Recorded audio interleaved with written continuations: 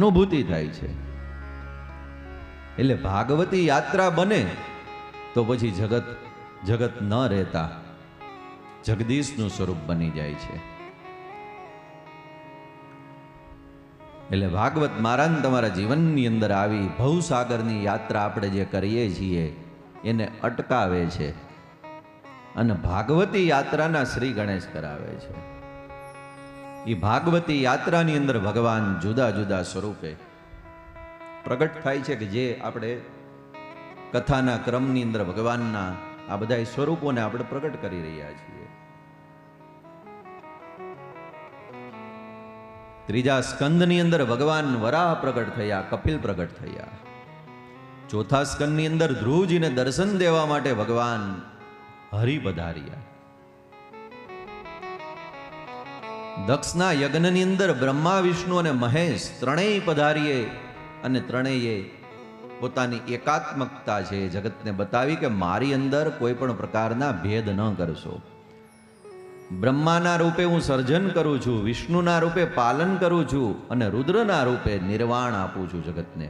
ત્રયાણામ એક દેવાનામ, અમે ત્રણેય એક જ છીએ. સત્વગુણ, રજોગુણ અને તમોગુણથી ત્રણેયના અમારા કાર્યક્ષેત્ર અલગ અલગ છે. એવા ત્રિદેવ પ્રગટ થયા.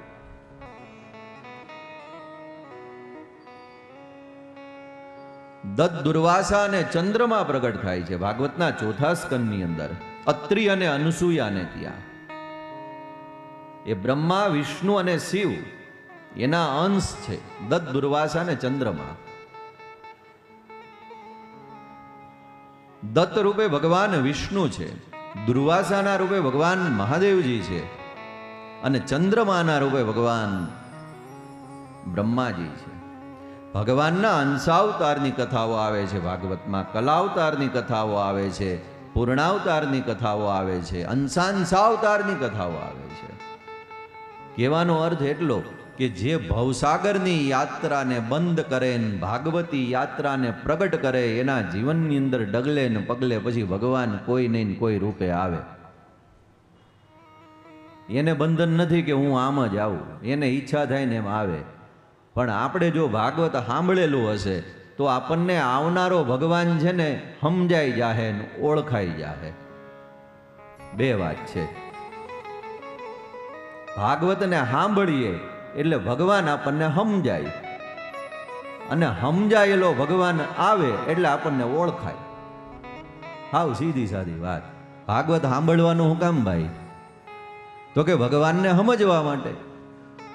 સમજવો છે શું કામ?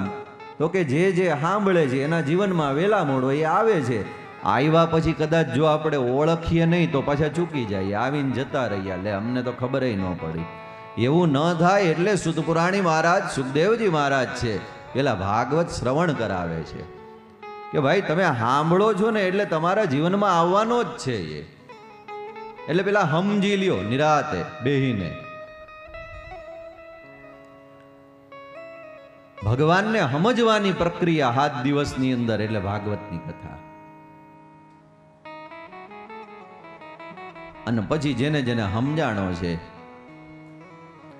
અને એના જીવનની અંદર પછી ક્યારેક એવો દિવસ આવી જાય કે એ ભગવાન છે જે એની કોઈ પણ પ્રકારની અનુભૂતિ એનાથી જીવને એ ઓળખાઈ જાય.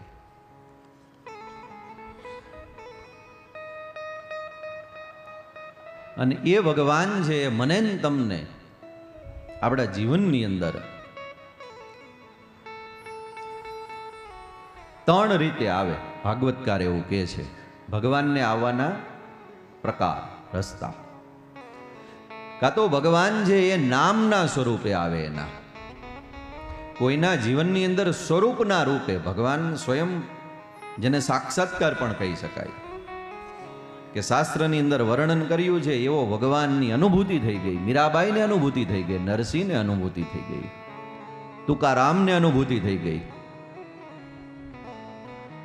એટલે નામના રૂપે આવે, સ્વરૂપના રૂપે આવે. અને ત્રીજું, ભગવાને ભાગવતની અંદર જે પ્રકારની લીલાઓ કરી છે એમાંની કોઈ પણ લીલા આપણા જીવનની અંદર પણ થઈ શકે જો એ કોઈક જીવનો હાથ પકડે ને તો.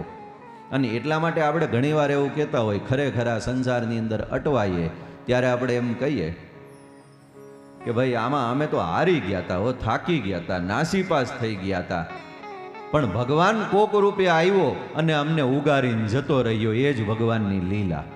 એ ન આવે કોઈને કોઈ રૂપે આવે, અને એ સ્વયં ના આવે ને તો કોકને મોકલી દે. ત્યારે આપણે એમ કે ભગવાનને તમને મોકલી દીધા, બહુ સારું કર્યું, તમે બચી ગયા આમાંથી.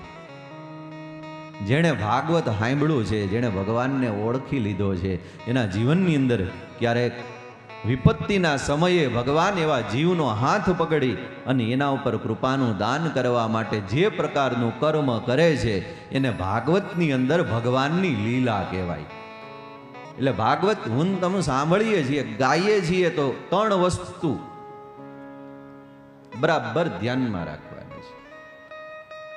આ ત્રણમાંથી એક ઘટના ઘટે જે ભાગવતના શરણે આવીને બેન આપણે આટલું બધું દીનતાથી ભાગવતના શરણે આવીને બેઠા છીએ તો ભાગવત એ ભગવાન છે એ વિચારે તો ખરા ને કે આ બધાના ગોઠણ દુખે છે, નીચે બેહી અગાતું નથી તોય 4-4 કલાક બેહે છે બિચારા. આયા તો બધી સારી વ્યવસ્થાઓ છે, પણ ઉનાળામાં કથાઓ ક્યાંક હાલતી હોય તો ગરમી થતી હોય, 45 ડિગ્રીની અંદર શ્રોતાઓ કથાને સાંભળતા હોય. માગસર મહિનામાં આપણે ગયા હોય હરિદ્વાર તો ખરેખરી ઠંડી પડતી હોય, ગંગા વહેતી હોય, ઉત્સાહમાં ને ઉત્સાહમાં ગંગાના કિનારે તો વયા જાય, પણ જરાક આમાં આંગળી બોલીએ ને ત્યાં મન એમ કે બીજી વાર ઉનાળામાં આવીને નાજે ને આ વખતે નથી નાવું. ઠરી જાય ઠીકરાની જેમ શરીર આપણું. પછી કે નાના હવે આવ્યા છીએ તો કાંઈક તો કરવું જોઈએ ને, તો કોક કટી સ્નાન કરી લે. ત્યાં જઈને કટી સ્નાન એટલે હાથ પગ ધોઈ લે કે હે ગંગા મૈયા પાછા બીજી વાર બોલાવજો ને, હવે માગસર મહિનામાં બોલાવતા નહીં. આમાં તો બરફ થઈ જાય છે બધું ઉત્તર પ્રદેશમાં. અમે જતીપુરા કથા કરવા ગયા હતા ડિસેમ્બર મહિનામાં.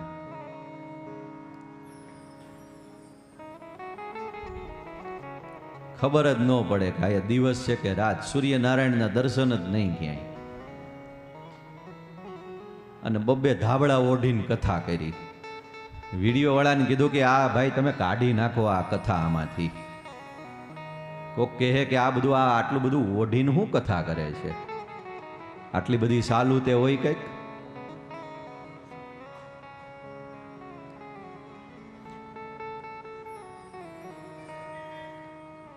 એટલે જઈએ આપણે તો ઘણીવાર એવું બને કે સિદ્ધિને પામવા માટે જે સાધન કરવું પડે એની અંદર શ્રમ પડે મને ને તમને, એટલે કે અઘરું હોય. તો અહીં કઈ હેલું તો નથી.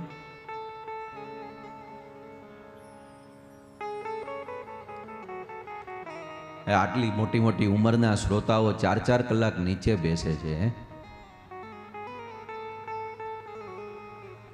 ઘરે બેસી ન શકતા હોય અને છતાં એ બેસે છે. તો ભાગવતને એટલો તો વિચાર આવવાનો જ છે ભાગવત ભગવાનને કે મારા શરણે આવીને બેઠા છે, મારા આશ્રયે બેઠા છે, તો મારે કાંઈક તો આની જીવનની જોડીની અંદર દાન કરવું જોઈએ ને. આ કાંઈ થોડો લોભી છે ભગવાન, આ કાંઈ કૃપણ થોડો છે. આ તો સર્વધર્માન પરિત્યજ્ય મામેકમ શરણમ વ્રજ. એ પોતે જ કહે છે કે ભાઈ અહીંયા આવ તું, અને આપણે આવીએ તો હાવ કામ વિનાના આપણને ભગવાન બોલાવે ભાગવતજી, એવું તો ન બને કાંઈ. હા, આપણે કોકને બોલાવીએ આવો ને, એટલે આપણે જઈએ ખરા. પછી કહીએ હું બોલાવ્યા, કયો કયો, તો કે કાંઈ નહીં બસ અમથા એમને બોલાવ્યા. એકલો બેઠો તો ને તો એમ થયું તમને બોલાવી લઉં. પણ ભલા માણસ તું મને બોલાવ, હું મારા 5 કામ મૂકીને આવ્યો, તારે કાંઈ કામ નથી, મારે તો કામ છે, હું કામ મૂકીને આવ્યો. એટલે દુનિયા કાંઈ કામ ન હોય તોય બોલાવે આપણને. પણ યોગેશ્વર કૃષ્ણ ભગવદ્ ગીતાના આખીરમાં અર્જુનને એમ કહે છે કે તારાથી કાંઈ ન થાય ને તો કાંઈ વાંધો નહીં, એક વસ્તુ તો થાય ને, હું તને બોલાવું છું મારી પાસે, તું આવ, અહીંયા આવ. પ્રત્યક્ષ બોલાવે છે. હો, તમને સંસ્કૃતનો શ્લોક કહી દઉં એટલે એમ થાય કે આ ગુજરાતીમાં હાવ હાકતા નથી એમને. સર્વધર્માન પરિત્યજ્ય મામેકમ શરણમ વ્રજ. અને ભગવાને જોજો, શ્રી રાધે હો,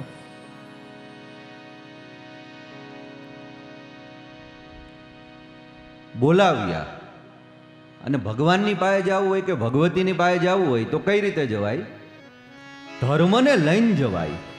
હે, આપણે ભગવાનની પાસે જવું હોય તો ભગવાન શું કે ભાઈ તે કંઈક ધર્માદો કર્યો હોય, પુણ્ય કાર્ય કર્યા હોય, સત્કાર્ય કર્યા હોય તો આવ. પણ ભગવાને કલયુગની અંદર જીવની સ્થિતિને જોઈ લીધી કે આમાં ધર્મ ક્યાંય થાય એમ નથી. એટલે અર્જુનને કીધું, તને તકલીફ તો ઈ જ છે ને, તું ગભરા છો ને કે મારી પાસે કંઈક સારા જપ હોય, પાઠ હોય, પૂજા હોય, તીર્થયાત્રાનું પુણ્ય હોય તો એ ભગવાન હું તમારા શરણે આવું. મૂકી દે હાલ બધું, ઈ છોડ. ચોખ્ખું લખેલું છે અહીંયા, સર્વધર્માન પરિત્યજ્ય. તારા દરેક ધર્મને તું મૂકી દે હાલ. તને એમ છે ને કે ધર્મ હોય તો જ ધર્મી ભગવાન મળે, હાલ હું તારા માટે હેલું કામ કરી દઉં. સર્વધર્માન પરિત્યજ્ય આવ મામેકમ શરણમ વ્રજ. વ્રજનો અર્થ શું થાય કે તું આવી જા હાલ આયા. અને જો આપણે ભાગવતના શરણે, ભગવાનના શરણે, ભગવતીના શરણે આવી રીતે આપણા જીવનની જોડીની અંદર ધર્મ ન હોય એમ છતાં ગયા તો શું થશે? અહમ ત્વામ સર્વ પાપેભ્યો મોક્ષયિષ્યામિ મા શુચઃ. હું તને વચન આપું છું કે તારા દોષને, તારા પાપને, તારા અપરાધને, તારા દુઃખને, તારા આધિદેવિક ત્રિવિધ તાપને મોક્ષયિષ્યામિ મા શુચઃ, હું તને એ બધામાંથી મુક્ત કરી દઈશ. એટલે જો આપણે આવીએ છીએ આયા ભાગવતજીના શરણે, બેહાતો નથી તોય નીચે બેસીએ છીએ 4-4 કલાક. ભાગવતજીની અંદર ભરોસો છે આપણને કે જેના શરણે આવશું ને આપણે એ આપણને તારશે.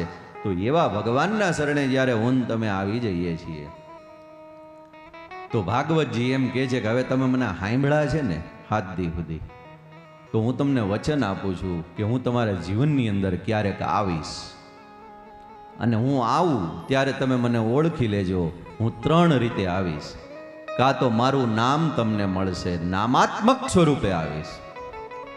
કાં તમને મારા સ્વરૂપની અંદર ક્યાંક મારા અનેક રૂપાય વિષ્ણવે પ્રભ વિષ્ણવે, મારા અનેક સ્વરૂપ છે. મારા કોઈ પણ સ્વરૂપની અંદર તમને જ્યારે પ્રેમ થઈ જાય એટલે તમે સમજી લેજો કે ભાગવતનું ફળ મળી ગયું. પછી વામનમાં પ્રેમ થાય, નૃસિંહમાં થાય, રામમાં થાય, કૃષ્ણમાં થાય, ગોર્ધન ગિરિરાજજીની અંદર થાય, વ્યાસમાં થાય, કોઈ પણ સ્વરૂપની અંદર એ ભગવાનના સ્વરૂપને 2 જગ્યાએ પધરાવવાની ઈચ્છા આપણને થઈ જાય